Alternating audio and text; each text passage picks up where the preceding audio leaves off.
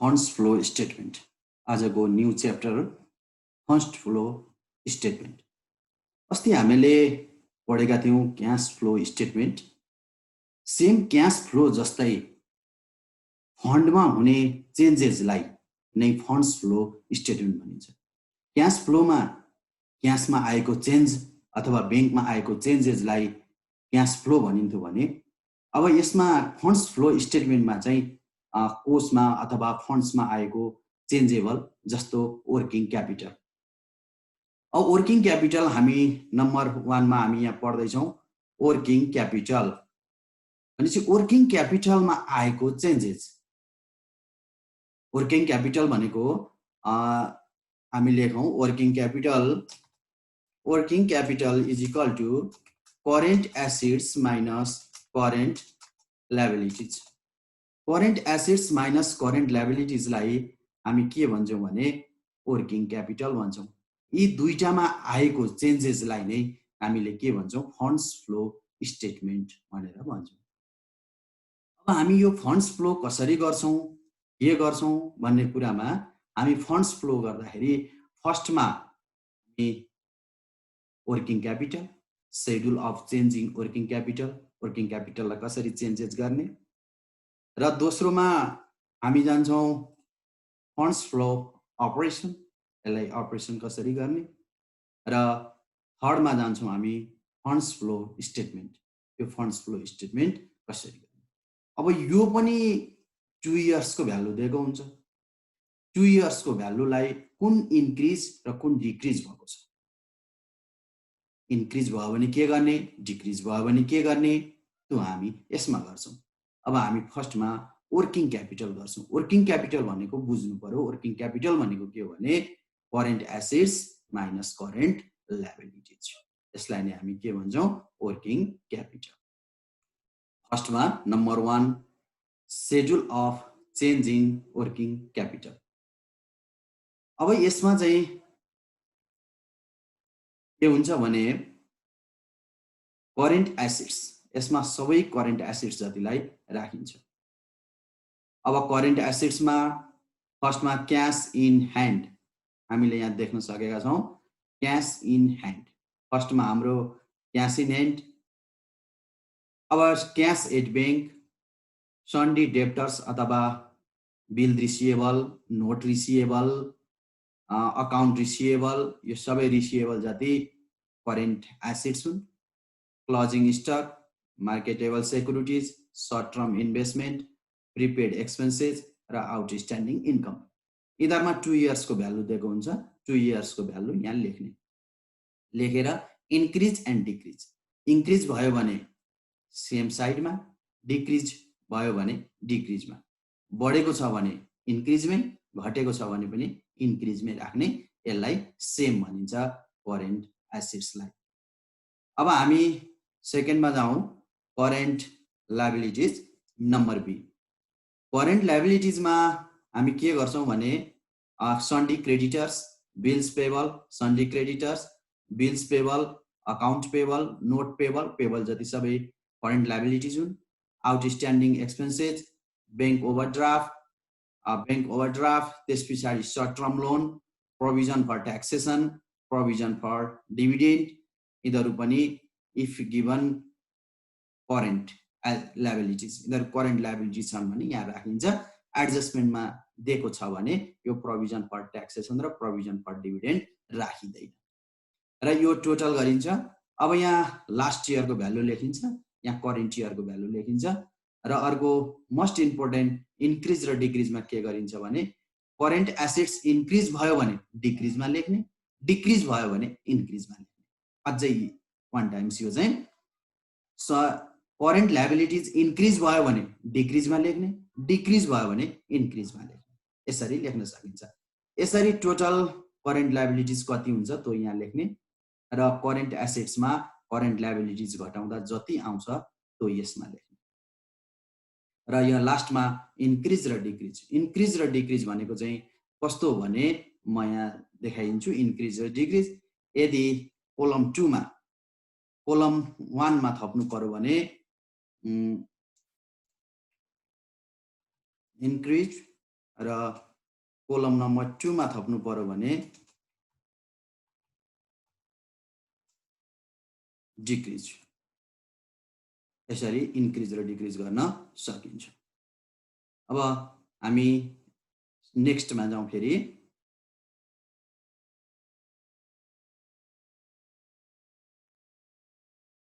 अब कसरी गर्ने त? हामीले त अघि भन्यौं, यदि करेन्ट एसिड्स इन्क्रिज भयो भने के गर्ने? प्लस गर्ने। यदि करेन्ट एसिड्स डिक्रिज भयो भने के गर्ने? माइनस गर्ने। त्यस्तै करेन्ट लायबिलिटीज इन्क्रिज भयो भने के गर्ने? माइनस गर्ने। र करेन्ट लायबिलिटीज डिक्रिज भयो भने के गर्ने? प्लस गर्ने। यो हाम्रो एउटा फर्मुला जस्तै हो, तर यो क्याश फ्लो स्टेटमेन्ट भन्दा सेम अपोजिट छ। किन अपोजिट भयो भन्दा क्याश भनेको एसिड साइड हो, फन्ड भनेको लायबिलिटी साइड हो। त्यसकारण एसिड्स र लायबिलिटीज अथवा डेबिट र क्रेडिट सेम के हुन्? अपोजिट हुन्। अपोजिट भएकोले यहाँ पनि अपोजिट गरियो। अब करेन्ट एसिड्स इन्क्रिज भयो भने एड गर्ने, डिक्रिज भयो भने लेस गर्ने, लायबिलिटीज इन्क्रिज भयो भने माइनस गर्ने र लायबिलिटी डिक्रिज भयो भने प्लस गर्ने। यो चेन्जिङ वर्किङ क्यापिटलको लागि आवश्यक पर्दछ। अब नेक्स्ट हामी जाउँ फन्ड्स फ्लो अपरेसन। अपरेसन भनेको 2 नम्बर सेकेन्ड पार्ट। अब यसलाई कसरी गरिन्छ भने फर्स्टमा नेट प्रफिट राखिन्छ अनि एड गरिन्छ नन क्याश र नन अपरेटिङ एक्सपेन्सेस। यी के हुन् भन्दा depreciation on fixed assets, loss on sales of fixed acid.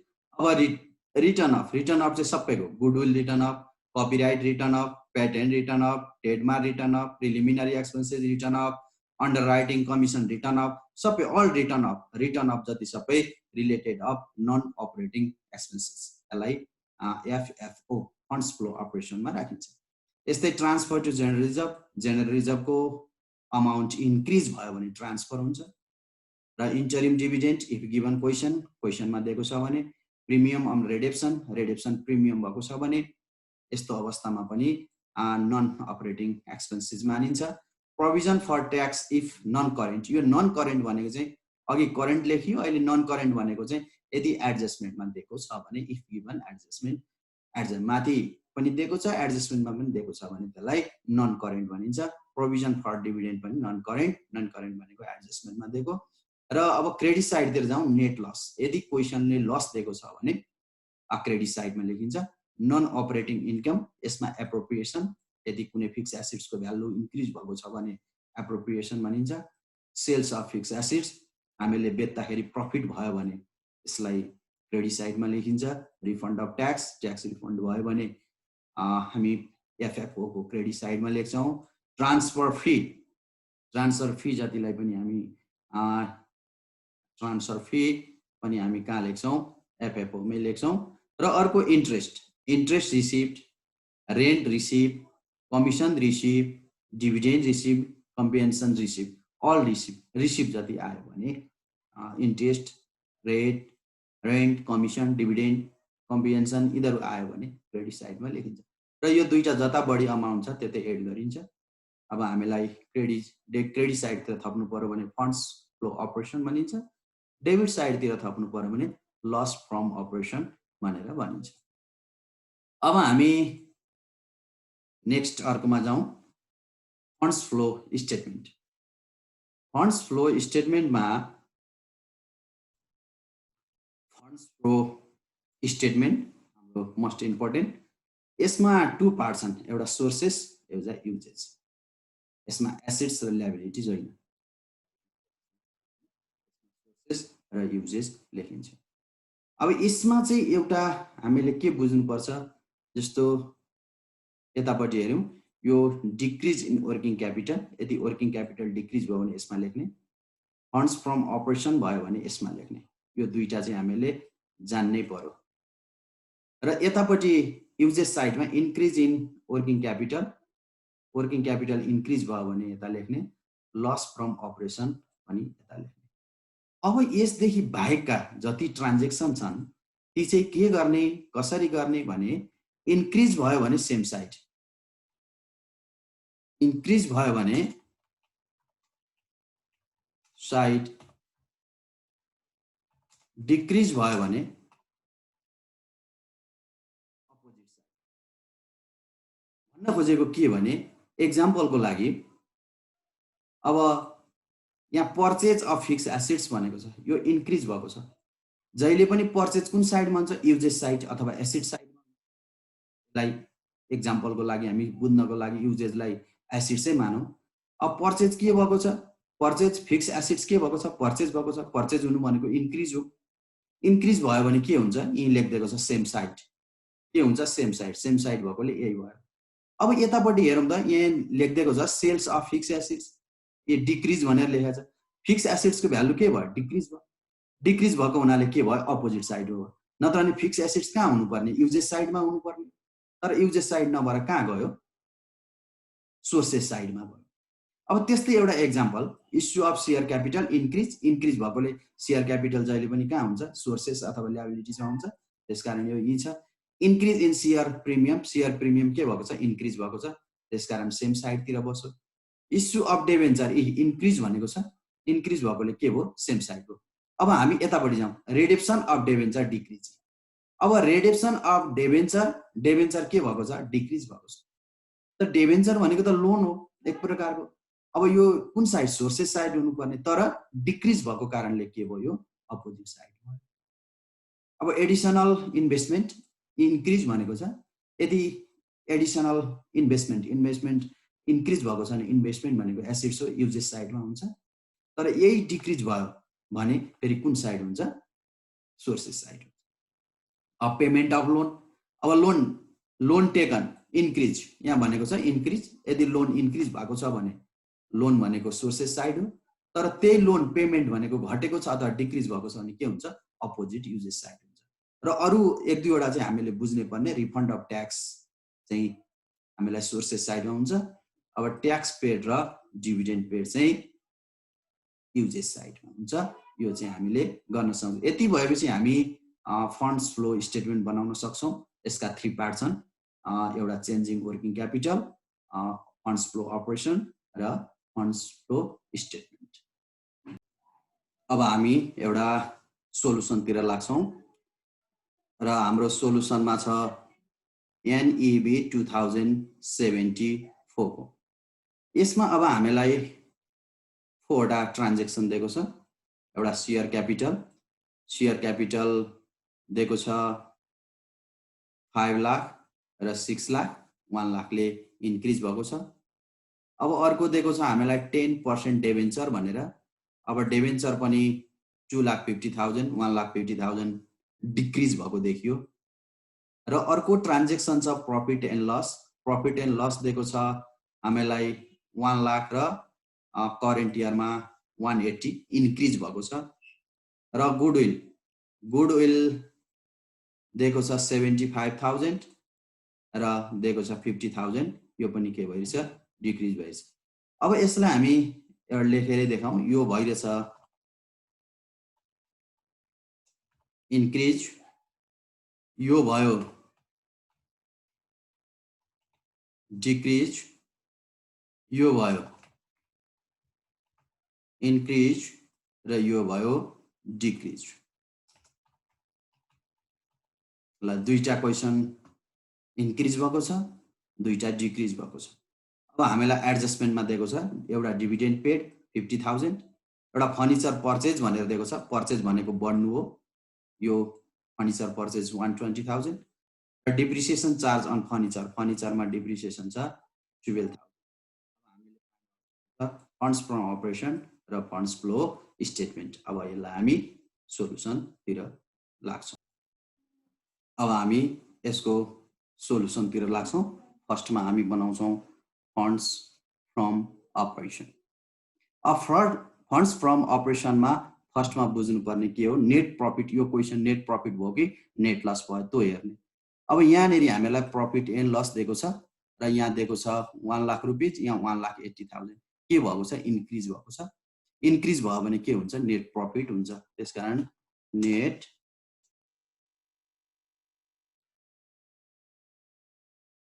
Profit कतिको डिफरेन्ट छ 80,000 को, किनभने यहाँ पनि डिफरेन्टै लेख्नुपर्छ, किनभने फन्ड्स फ्लो स्टेटमेन्ट, फ्लो भन्ने बित्तिकै त्यसमा आउने चेन्जेस हो, फन्ड्समा आउने चेन्जेसलाई नै के भनिन्छ, funds flow statement.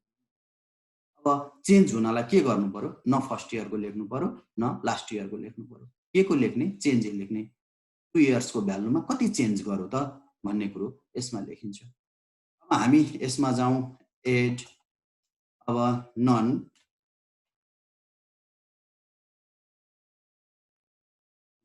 Expenses and non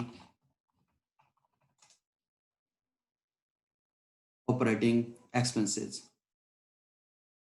non operating तिर लागौँ। अब हामी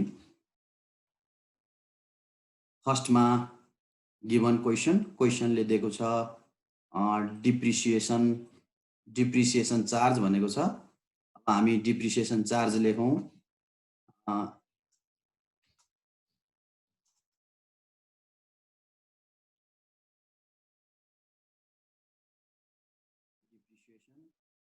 अमाउन्ट दिएको छ गिवन क्वेसनले 12,000 दिएको छ।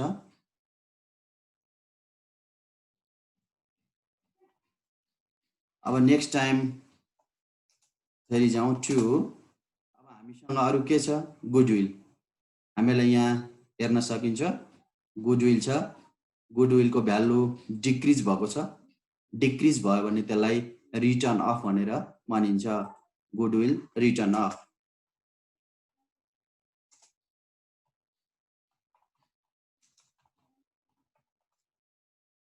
Goodwill written of. अब यसको पनि चेन्ज भनेको कति डिफरेन्ट छ त भन्दा 25,000 डिफरेन्ट देखियो।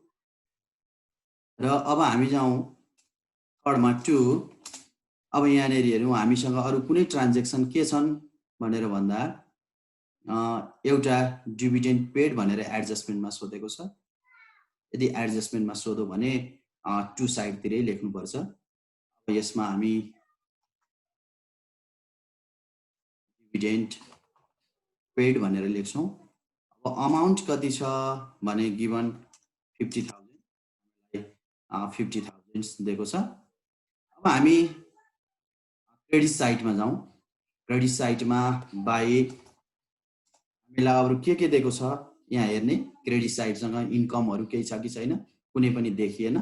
अब ब्यालेन्स इक्वल गरौँ, ब्यालेन्स इक्वल गर्नलाई funds flow operation balancing amount,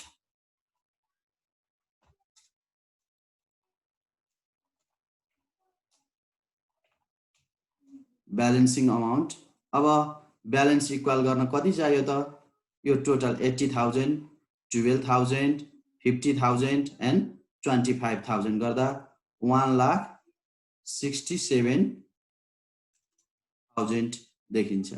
अब यसलाई हामी के गरौँ, टोटल गरौँ।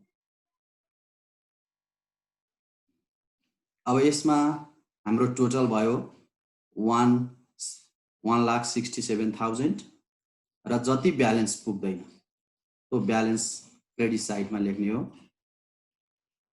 त्यो क्रेडिट साइडमा पनि हामी के गर्छौँ, 1,67,000 दुईटै के भयो, इक्वल भयो। यो चाहिँ इक्वल बनाउने हो, जति पुग्दैन कुन साइडतिर पुग्दैन त्यतै बनाउने। अब हामी एफएफएस फन्ड्स फ्लो स्टेटमेन्ट बनाउँछौँ। अब हामी जाउँ funds flow statement. Funds flow स्टेटमेन्टमा सोर्सेस साइड र युजेस साइड दुईटा। अब यसमा इन्क्रिज भयो भने सेम साइड, डिक्रिज भयो भने अपोजिट साइड गरेर हामी गर्छौँ। अब जस्तो यसमा हेरौँ, फर्स्टमा सेयर क्यापिटल, सेयर क्यापिटल के भएको देखियो, यहाँ 50,000, यहाँ 60,000, 1 लाखले के भएको छ, चेन्जेस भएको छ। त के भएको छ, इन्क्रिज भएको छ। इन्क्रिज भयो भने के हुन्छ, सेम साइड। अब क्यापिटल कुन साइडमा हुन्छ, सोर्सेस साइडमा, लायबिलिटी साइडमा सेयर क्यापिटल कतिले भने 1 लाखले के भएको छ, इन्क्रिज भएको छ। अब हामी यस्तै नम्बर 2 मा जाउँ, 10% डेभेन्चर भनेको छ। डेभेन्चरको भ्यालु कति छ, 2,50,000, 1,50,000 के भयो, घटेको छ। डेभेन्चर हुनुपर्ने कुन साइड हो? डेभेन्चर त वास्तवमा हुनुपर्ने कुन हो? सोर्सेस साइड हो अथवा ल्याबिलिटी साइड हो। तर यसले के गर्यो? डिक्रिज गर्यो। डिक्रिज गर्यो भने के हुन्छ? अपोजिट हुन्छ। अब अपोजिट गर्दा चाहिँ हामी के गर्छौँ? रिडक्सन।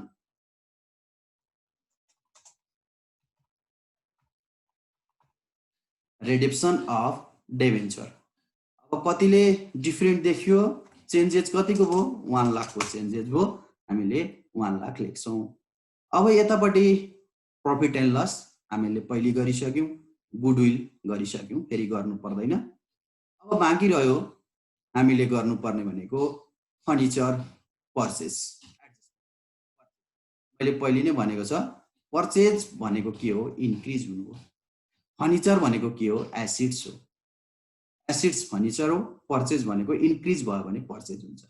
त्यसकारण इन्क्रिजलाई पर्चेज त जहिले पनि कुन साइड हुन्छ? कि युजेस साइड हुन्छ कि एसिड साइड हुन्छ। त्यसकारण यसलाई हामी पर्चेज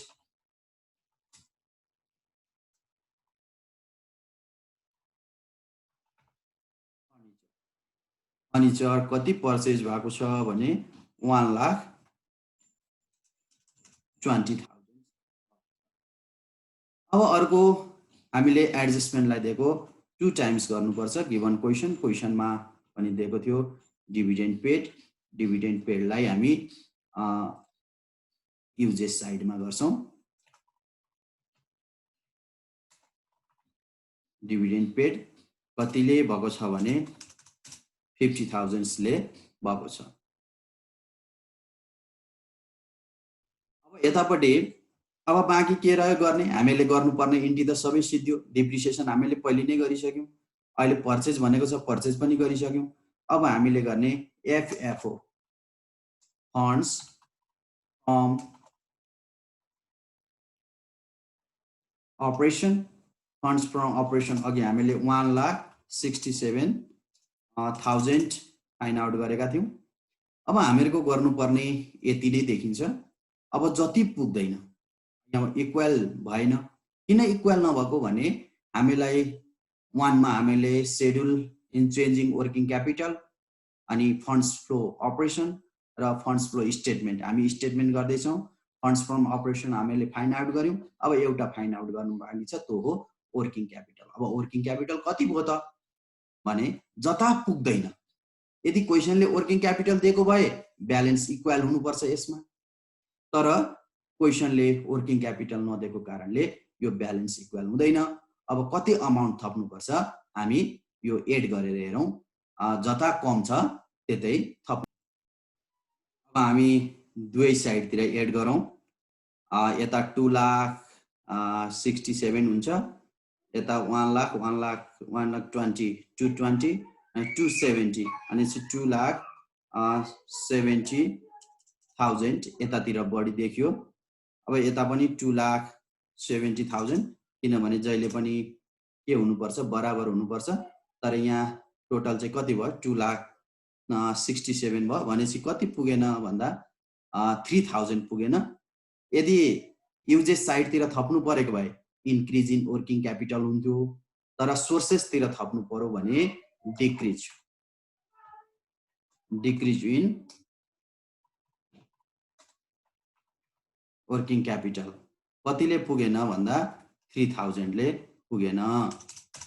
यदि 3,000 नपुगेपछि यो हाम्रो यसलाई चाहिँ डिक्रिज इन वर्किङ क्यापिटल। यदि युजेस साइडतिर थप्नु परेको भए इन्क्रिज इन वर्किङ क्यापिटल हुन्थ्यो, र यदि युजेस साइडतिर सोर्सेस साइडमा थप्नु पर्यो भने डिक्रिज इन वर्किङ क्यापिटल हुन्छ, घटेको। यसलाई यसरी घट्ने र बढ्ने फाइन्ड आउट गर्नुलाई नै के भनिन्छ? Funds flow operation, funds statement भनेर भनिन्छ। अब यो भाइ बहिनीहरूले गर्ने त्यस्तो गाह्रो छैन। 5 मार्क्सको क्वेसन हो र यो सजिलै छ, सजिलै गर्न सकिन्छ। अब आजलाई यति नै, धन्यवाद।